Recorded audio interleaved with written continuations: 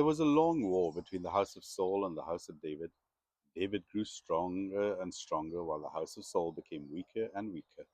And the sons were born to David at Hebron. His firstborn was Amnon of Ahinoam of Jezreel, his second Cheleb of Abigail, the widow of Nabal of Carmel, and the third Absalom, the son of Maachah, the daughter of Talmai, king of Geshur, the fourth Adonijah, the son of Haggith, the fifth Serpathiah, the son of Abital, the sixth Ithraim of Eglah, David's wife.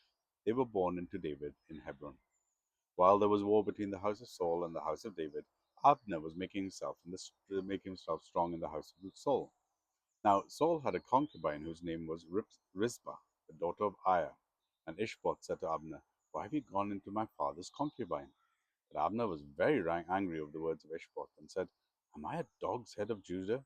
To this day I keep showing steadfast love to the house of Saul, to your father, to your brothers, to his friends, and have not given you into the hand of David. And yet you charge me today with a fault concerning a woman? God do so to Abner, and more so also, if I do not accomplish for David what the Lord has sworn to him, to transfer the kingdom from the house of Saul and set up the throne of David over Israel and over Judah from Dan to Beersheba." And Ishbosheth could not answer Abner another word, because he feared him. And Abner sent messengers to David in his behalf, saying, "To whom does the land belong? Make your covenant with me, and behold, my hand shall be with you to bring over all Israel to you."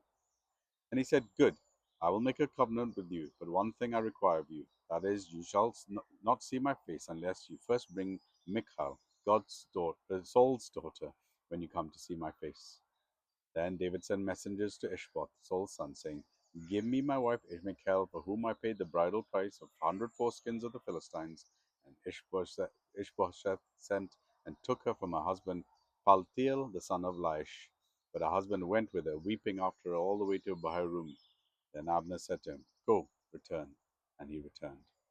And Abner conferred with the elders of Israel, saying, "For some time past you have been seeking David as a king over you. Now then, bring it about. For the Lord has promised David, saying, By the hand of my servant David, I will serve my people Israel from the hand of the Philistines, and from the hand of all their enemies." Abner also spoke to Benjamin, and then Abner went to tell David at Hebron all that Israel and the whole house of Benjamin thought good to do. When Abner came with 20 men to David at Hebron, David made a feast for Abner and the men who were with him. And Abner said to David, "I will arise and go and will gather all Israel to my lord the king, that they may make a covenant with you, and that you may reign over all that your heart desires." So David sent Abner away, and he went in peace. Then the servants of David arrived with Joab from a raid, bringing much spoil with them.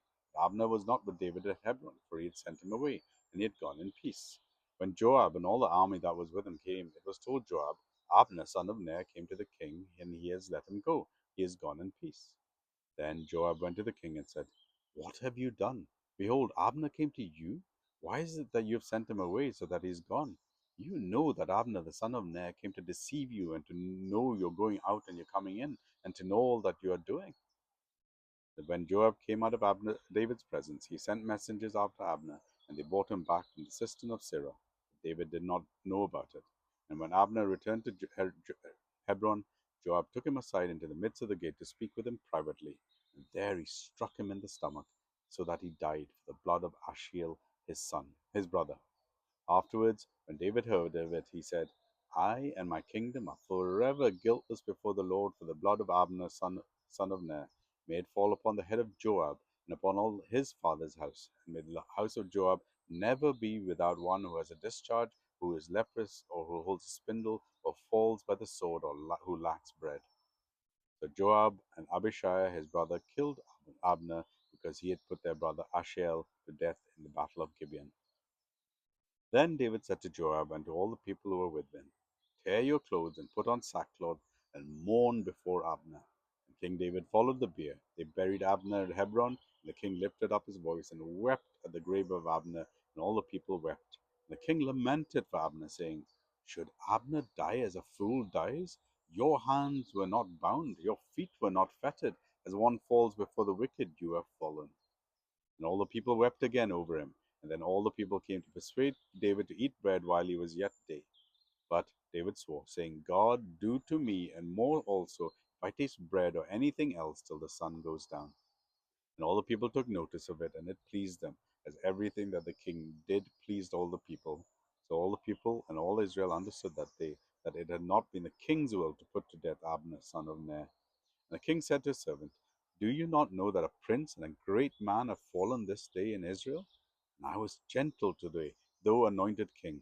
These men, the son of Zuriah, are more severe than I. Lord, repay the evildoers according to his wickedness.